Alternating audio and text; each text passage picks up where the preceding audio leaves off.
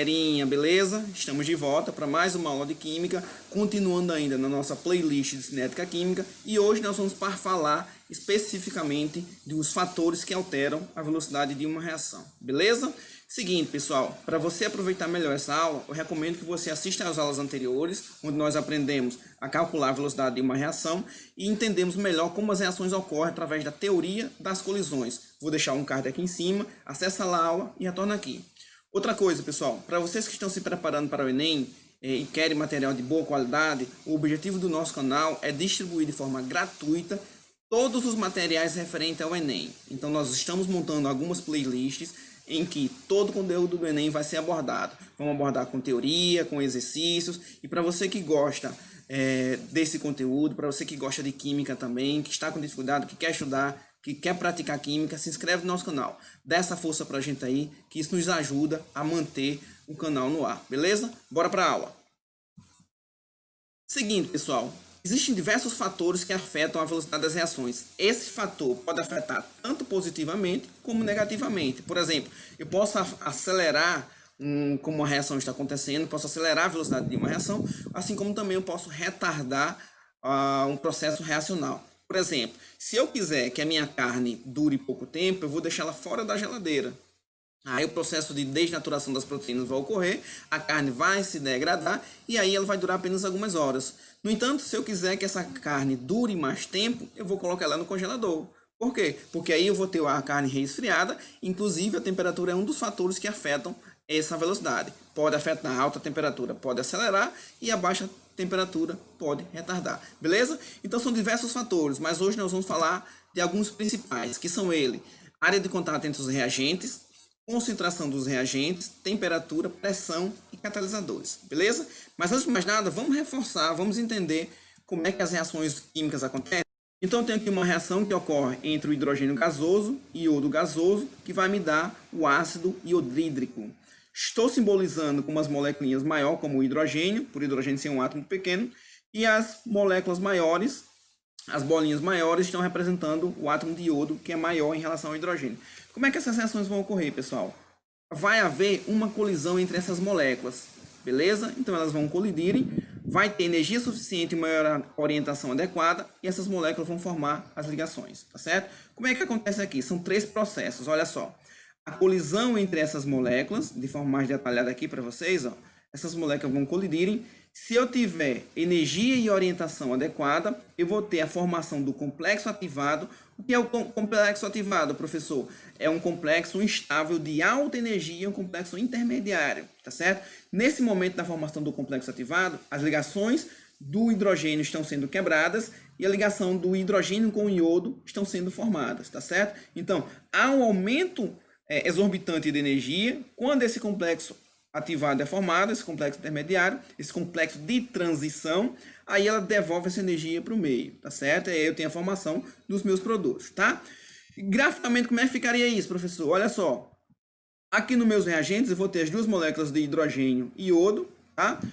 Vai ter um aumento de energia, aumento exponencial de energia aqui. Essa energia, nesse ponto aqui, eu tenho a formação do complexo ativado, tá? Nesse momento aqui, as ligações vão se romperem, as novas ligações vão se formarem, e aí quando isso acontece, essa energia é liberada e eu tenho a formação do meu produto, tá? Isso daqui, pessoal, nós lembramos, ó, que isso daqui é o que nós chamamos de ΔH, a diferença entre a energia dos produtos e dos reagentes. E essa energia aqui, ó, do ponto onde estavam os reagentes até o ponto mais alto, nós chamamos de energia de ativação, que é a energia necessária para a formação do complexo ativado, beleza? Qualquer dúvida sobre energia de ativação, volta na aula anterior, que eu estou explicando tudo lá, beleza? Vamos lá. Então, olha só, pessoal. Aqui eu tenho duas situações. A primeira situação, eu tenho ferro na forma de prego, tá? Ou seja, um ferro sólido, que está sendo atacado por ácido sulfúrico, me dando o sulfato de ferro e liberando o gás hidrogênio, tá? Na situação 2, eu vou ter esse ferro, só que ele está na forma de limalha, mas com a mesma reação, sendo atacado por ácido sulfúrico, me dando sulfato de ferro e liberando hidrogênio, beleza? Então, olha só, como é que acontece isso aqui? Ó? Eu tenho um prego, está sendo atacado pelo ácido sulfúrico, só que o ataque no prego ele vai ocorrer de forma na superfície. de forma superficial na superfície para depois ir adentrando à medida que vai ocorrendo a corrosão do prego, beleza? Só que no caso da limalha de ferro, olha só, como o ferro está triturado, o ataque pelas moléculas do aço sulfúrico vai ocorrer de forma mais ordenada, de forma mais rápida. Por quê? Porque aqui eu tenho mais opções de choque. Aqui as moléculas do ácido sulfúrico, no primeiro caso, ela vai colidir somente na parede superficial do prego. Aqui não, ela vai colidir em diversas maneiras, em diversas situações, beleza? Então significa dizer que a velocidade com que a limalha de ferro está sendo atacada é bem maior.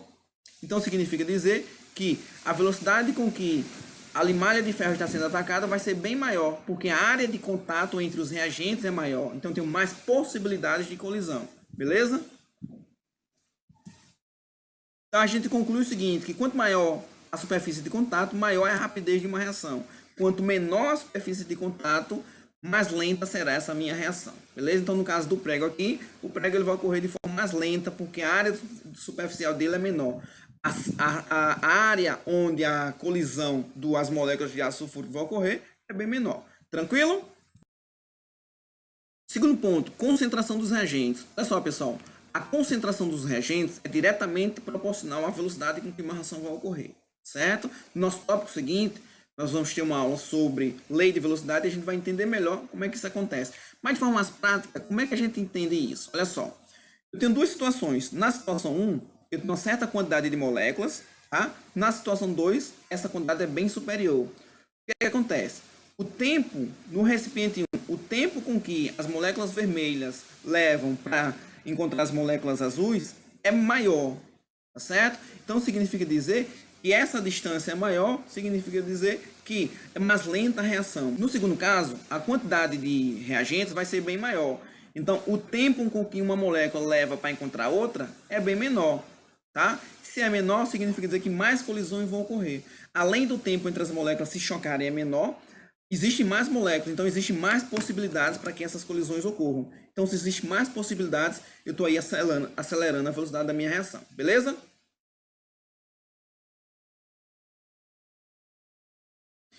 Então, a gente conclui o seguinte, que quanto maior a concentração dos reagentes, maior a rapidez com que uma reação vai ocorrer. Certo? Em contrapartida, quanto menor a concentração, mais lenta vai ser essa velocidade.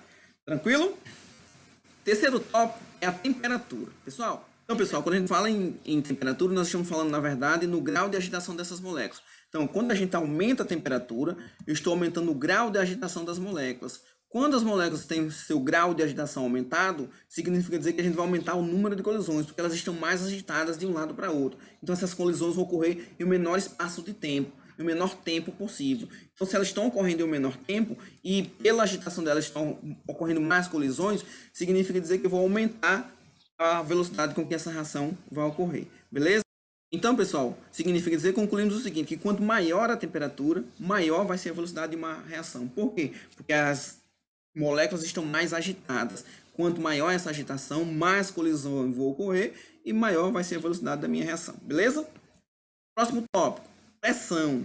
Olha só, pessoal, quando a gente aumenta a pressão de um meio reacional, eu estou reduzindo o volume desse meio reacional. E quando eu reduzo o volume, eu estou, na verdade, aumentando o número de colisões, tá? E quando esse número de colisões é aumentado, a gente aumenta a velocidade da reação. Como é que isso aqui acontece? Olha só, eu tenho dois recipientes aqui. No recipiente 1, eu tenho uma certa quantidade de moléculas, tá? Aqui eu tenho um êmbolo que é móvel, vou descer esse êmbolo vindo para a situação 2. Perceba aqui nós tivemos uma redução de volume. O volume aqui ele caiu pela metade, tá?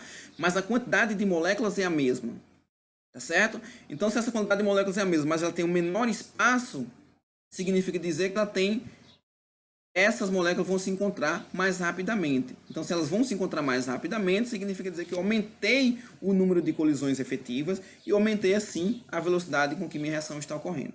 Beleza? E por último, nós temos o catalisador. Como é que atua o catalisador? Preste bastante atenção aqui, que esse tópico é super importante para vocês, tá? Pessoal, nós temos aqui, ó, duas reações, certo? Uma que é catalisada e outra que não é catalisada. Uma com catalisador e outra sem catalisador, tá? Então, o que acontece aqui, ó? A linha em vermelho é uma reação que está ocorrendo sem catalisador, tá? A linha em azul é uma reação que está ocorrendo com o catalisador. Como é que ocorre uma reação sem catalisador? Eu tenho a formação do complexo ativado, certo? A energia de ativação é liberada e eu tenho a formação dos produtos, tá? E a reação catalisada, ela percorre mais ou menos o mesmo caminho.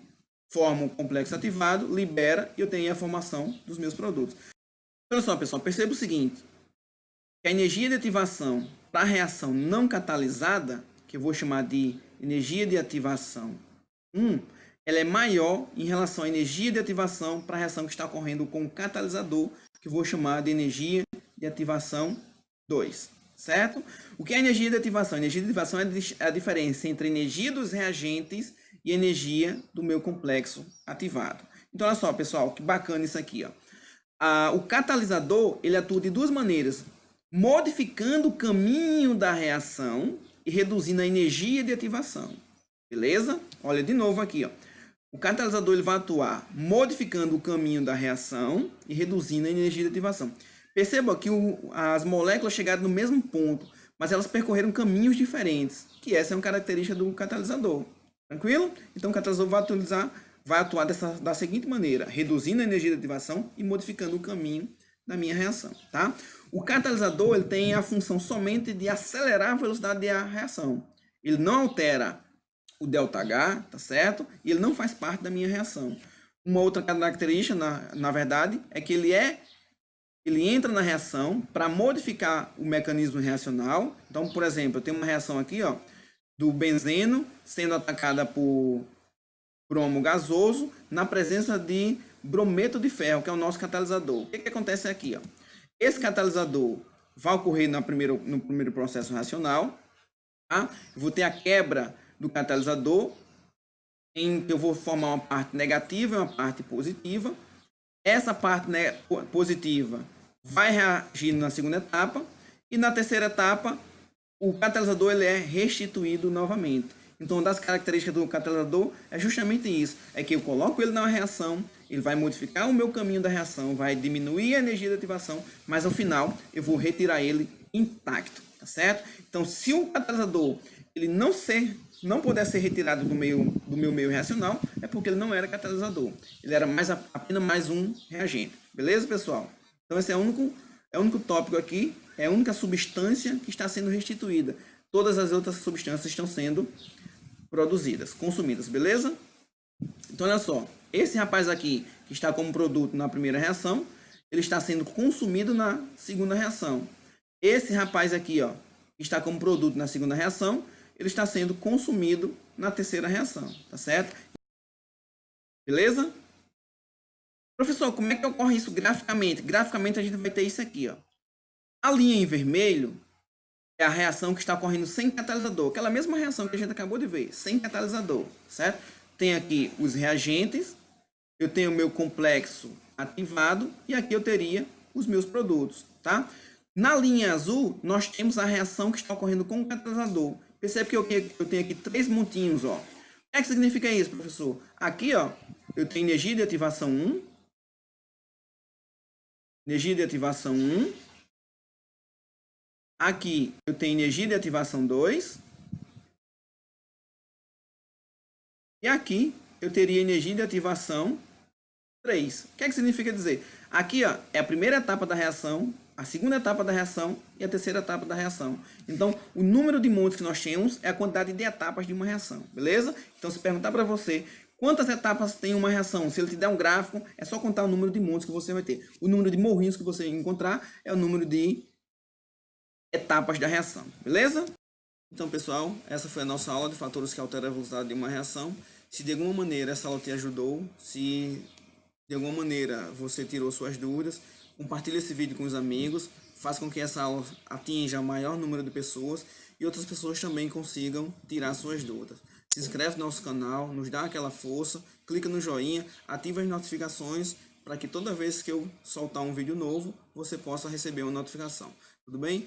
Abraços e até uma próxima.